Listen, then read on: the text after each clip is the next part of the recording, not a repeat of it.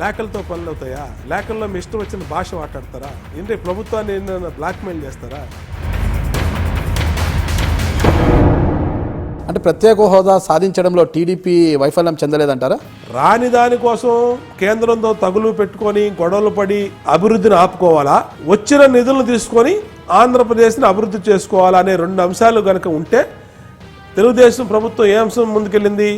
వచ్చిన నిధులను తీసుకొని అభివృద్ధి చేసుకున్న అనే అంశంలో ముందుకెళ్ళింది. పవన్ కళ్యాణ్ పదే పదే ప్రస్తావిస్తున్నారు ఈ మధ్య మీడియా ముందున టీడీపీ ప్రభుత్వం అవినీతిలో కూరుకుపోయింది. ఎందుకు అంటే టీడీపీ ప్రభుత్వం అంతటి అవినీతి పాలన సాగిస్తుందంటారా? పవన్ కళ్యాణ్ గారు అలా ఎప్పుడు అలా అనంతపురం జిల్లాలో పెట్టిన సభలో కూడా ఇదే విషయాన్ని పవన్ కళ్యాణ్ గారు ప్రస్తావించారు. మీరే కాదండి, మాకు కళ్ళు ఉన్నాయి, మేము మీడియా చూస్తాం, మేము పవన్ కళ్యాణ్ గారి స్పీచ్లు చూస్తాం. కాకిలు మొత్తం ఖద్దరు యొక్క కనుసన్నలు అంటే తెలుగుదేశం పార్టీ ఖద్దరు కనుసన్నలలో నడుస్తుంది అంటున్నారు. ఎవడన్నా సరే మా ముందు లేదంటే మాకు మీరు కూడా అదే భాషనే ప్రయోగిస్తుంటారు అసెంబ్లీలో అంటుంటారు. నేను ఒకసారే మాట్లాడింది ఆ విధంగా. కొడాలి నాని అన్న పాతేస్తానని చెప్పి అన్న. పాతేస్తాం అంటే ఎలా? అంటే గొయ్యి తీసి పాతేస్తామని ఎట్లా? గొయ్యి తీస్తామో గొయ్యి పైన పాతేస్తాం వేరు. నేను అన్న మాట మాత్రం పాతేస్తాం రా అని చెప్పి అన్న మాట వాస్తవం. ఇంతవరకు ఏంటి వంగవీటి మోహన్ రంగా గారిని ఎవరు హత్య చేయించారు అన్నమాట మిస్టరీగానే మేడం. ఎందుకైతే మిస్టరీగా ఏం లేదు, కోర్టులో ప్రూవ్ అవ్వాలి. కోర్టులో ప్రూవ్.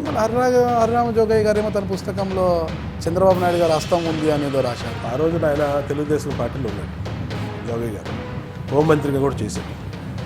ఆ రోజు ఆయన చెప్పినటువంటి లైన్ ఏంటంటే ఆ పుస్తకంలో నాకు తెలిసి 83వ పేజీలో ఏదో ఉంది.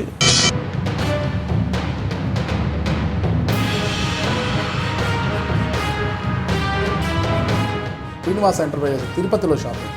తిరుపతికి ఎందుకు వెళ్ళారు ఇక్కడ నుంచి? ఇదే ఈ రంగా గారి మర్డర్ అయిపోయిన తర్వాత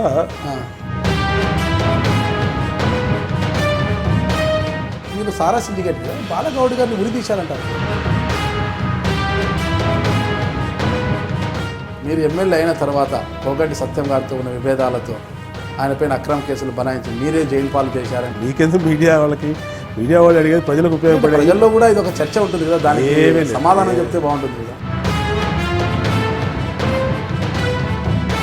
2019లో తిరిగి తెలుగుదేశం పార్టీ రాష్ట్రంలో అధికారంలోకి వస్తుందని బలంగా నమ్ముతున్నారు మీరు? 100% వస్తుంది. కారణం ఎందుకంటే వాళ్ళు చేస్తున్నటువంటి అభివృద్ధి పనులు. ఏముంది అభివృద్ధి అంటారు?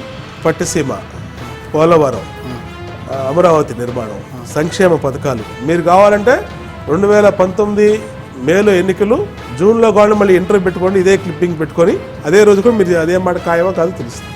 ఇప్పటి వరకు ఏ కంపెనీ వచ్చింది, ఎక్కడ పెట్టుబడి పెట్టారు, ఒక్క కంపెనీ అయినా ప్రారంభమైందని చెప్పగలరా? ఏ జిల్లాలో ఎన్ని వచ్చినాయి కూడా మీకు నేను నోటి మాటలు కాగితాలలో కాదు.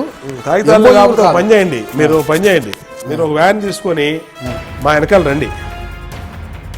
ప్రజల చేత ఎన్నుకోబడిన వారు ఉండగా ప్రజల చేత ఇంతవరకు ప్రజల నుంచి ఎన్నుకోకుండా పార్టీలో జాతీయ అధికార పార్టీలో ఉన్న నారా లోకేష్ గారికి మంత్రి పదవులకు తీసుకుంటామనడంలో ఎంతవరకు ఏం చెప్తా ఉందంటే, ప్రధానమంత్రి గారు మన్మోహన్ సింగ్ 10 సంవత్సరాలు పనిచేశారు. ఆయన ఏ రోజు ప్రజల చేత ఎన్నుకోబడలా. అంటే ఇంతకు మహేష్మతి సింగపూరా మలేషియానా ఇంతకు ఏందవుతుంది ఇక్కడ రాజధాని అంటున్నారు కదా. బోండా ఉమా గారు 2019 ఎన్నికల్లో జనసేన వైపు వెళ్లే అవకాశం ఉందని చెప్తున్నారు.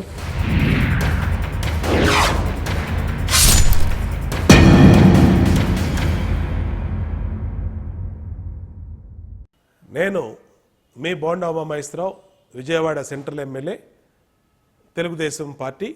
మీరు చూస్తున్నారు ఐ డ్రీమ్ న్యూస్.